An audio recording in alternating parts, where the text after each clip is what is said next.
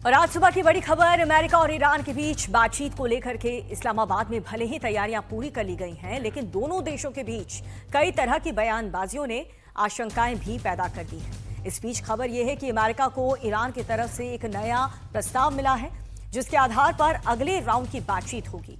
Trump ने इसे एक व्यावहारिक आधार बताया है। बताया जा रहा है कि तेहरान ने परमाणु संवर्धन, मिडिल ईस्ट से अमेरिकी सैनिकों की वापसी और साथ ही युद्ध में नुकसान के मुआवजे को लेकर के अपनी मांगों में थोड़ी सी नरमी बरती है। हालांकि ईरान का कहना है कि किसी भी युद्ध विराम में लेबनान को शामिल किया जाना चाहिए, लेकिन इजरायल ने साफ इनकार कर दिया है और हिजबुल्लाह को निरस्त्र करने के लिए लेबनानी सरकार के साथ सीधी बातचीत का आदेश यहां पे दिया है। इस बीच कल अमेरिका और ईरान के बीच होने वाली बातचीत के लिए इस्लामाबाद में सुरक्षा के कड़े इंतजाम किए गए हैं। इस्लामाबाद में 2 दिन की छुट्टियों का भी ऐलान कर दिया गया और जिन होटल्स में ये डेलीगेशन ठहरेंगे उस रेड जोन उसे घोषित कर दिया गया और रेड जोन को सील एक तरीके से कर दिया गया है।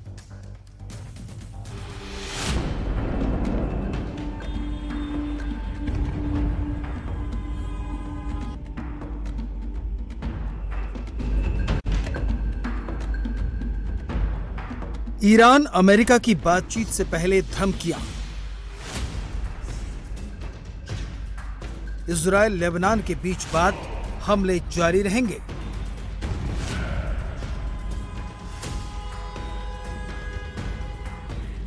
इस्लामाबाद में बातचीत से पहले किसने लगाया ग्रहण। 28 फरवरी से शुरू हुई जंग 40 दिन बाद थमी है। अमेरिका और ईरान के प्रतिनिधि बातचीत के लिए इस्लामाबाद पहुंच रहे हैं। अमेरिका की तरफ से उपराष्ट्रपति जेडी वांस डेलीगेशन को लीड कर रहे हैं, जबकि टीम में मिडिल ईस्ट के विशेष दूत स्टीव विटकॉफ और डोनाल्ड ट्रंप के दामाद जेरेड कुशनर भी शामिल हैं।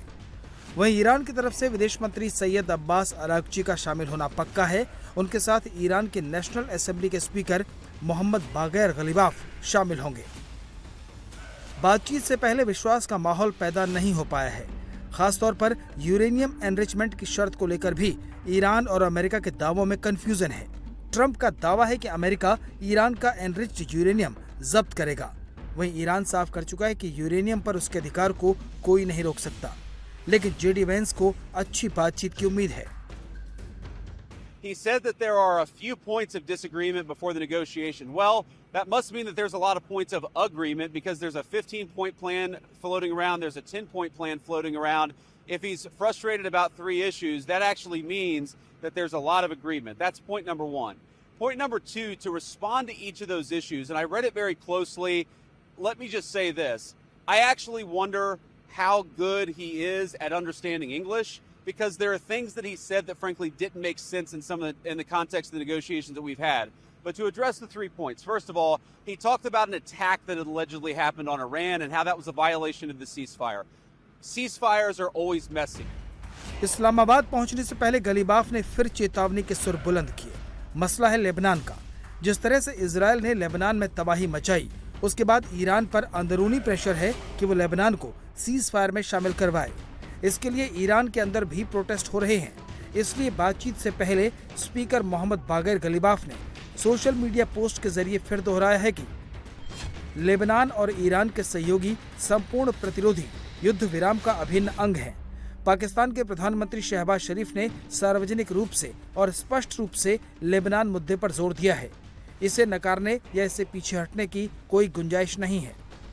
युद्ध विराम उल्लंघन के गंभीर परिणाम और कड़ी प्रतिक्रियाएं होंगी। आग को तुरंत बुझाएं। ईरान में सीजफायर के बाद जश्न मना रहे लोगों ने लेबनान के समर्थन में नारेबाजी की। वहीं इजरायल के अड़ियल रवैये ने भी ईरानी शासकों को भड़का दिया है। यही वजह है कि इस्लामाबाद में होने वाली बातचीत का एजेंडा सेट करने में जुट गए हैं। सीजफायर के बाद अपने पहले बयान में ईरान के सुप्रीम लीडर मुस्तफा खामेनेई ने एक बयान जारी करके कहा है कि इस्लामी राज्य ईरान अमेरिका और इजरायल के साथ युद्ध नहीं चाहता, लेकिन एक राष्ट्र के रूप में अपने अधिकारों की रक्षा करेगा।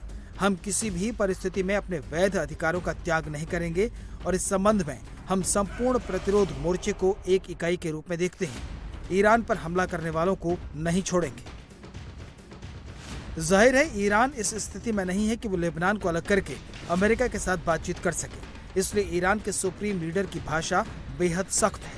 अपने घरेलू समर्थकों को दिए गए मैसेज में मुस्तफा ने कहा, ईरान बड़ी ताकत बनने की दहलीज पर खड़ा है। ईरान इस जंग का निर्णायक विजेता रहा है। हम उन अपराधी हमलावरों को नहीं बख्शेंगे जिन्होंने हमारे देश पर हमला किया है। हम हर एक नुकसान के लिए मुआवजे की ओर हमारे शहीदों के खून की कीमत का हर्जाना लेंगे। होर्मुज स्ट्रेट के मैनेजमेंट पर नए फेज में जाएंगे। हमारी सेना ने हमें महान जीत दिलाई है। इजरायल ने 24 घंटे तक लेबनान में जमकर तबाही मचाई। 300 से ज्यादा लोग मारे गए। इसकी दुनिया भर में आलोचना हुई। ट्रंप को भी कहना पड़ा कि इजरायल हमले रोके, लेकिन नेतन्याहू के तेवर बदलते नहीं दिख रहे। उन्होंने ये तो माना है कि अगले महीने वॉशिंगटन में लेबनान के साथ बातचीत होगी, लेकिन हमले रोकने से इनकार कर दिया है।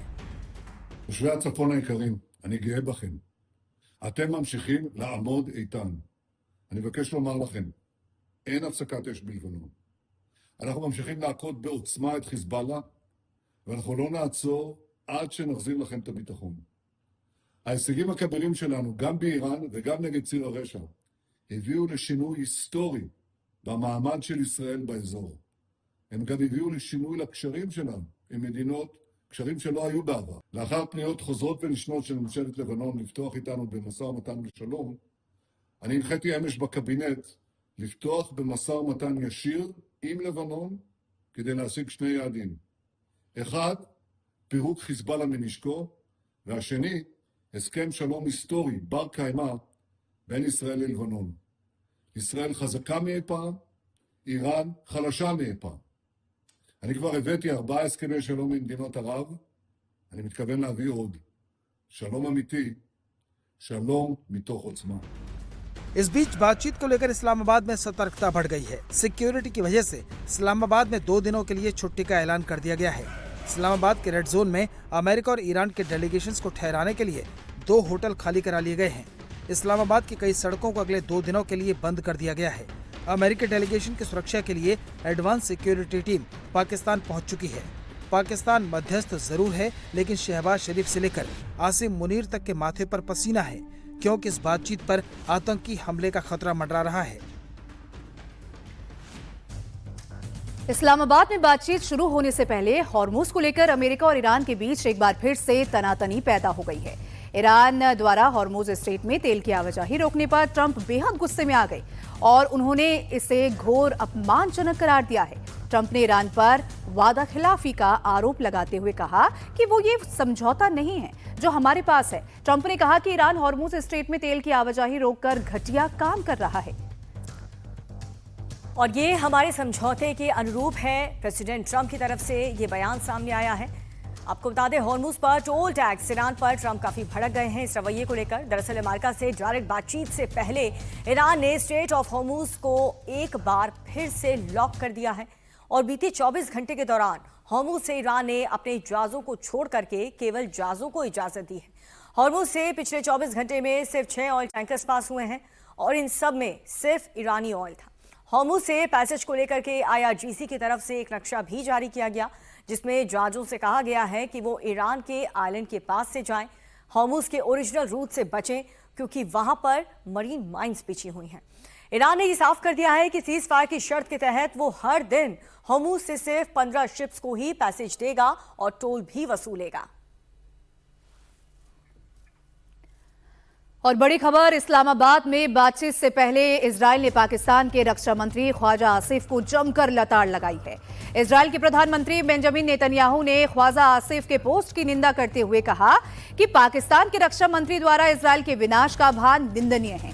यह ऐसा बयान नहीं है जिसे किसी भी सरकार द्वारा बर्दाश्त किया जा सकता है, खासकर उस सरकार से जो खुद को शांति का निष्पक्ष मध्यस्थ होने का दावा करती है। नेतन्याहू की प्रतिक्रिया पाकिस्तानी रक्षा मंत्री ख्वाजा आसिफ के विवादास्पद बयान के बाद आई है, जिसमें उन्होंने इजरायल को मानवता के लिए अभिशाप, कैंसरग्रस्त देश और यूरोपीय यहूदियों से छुटकारा पाने वाला बताया था।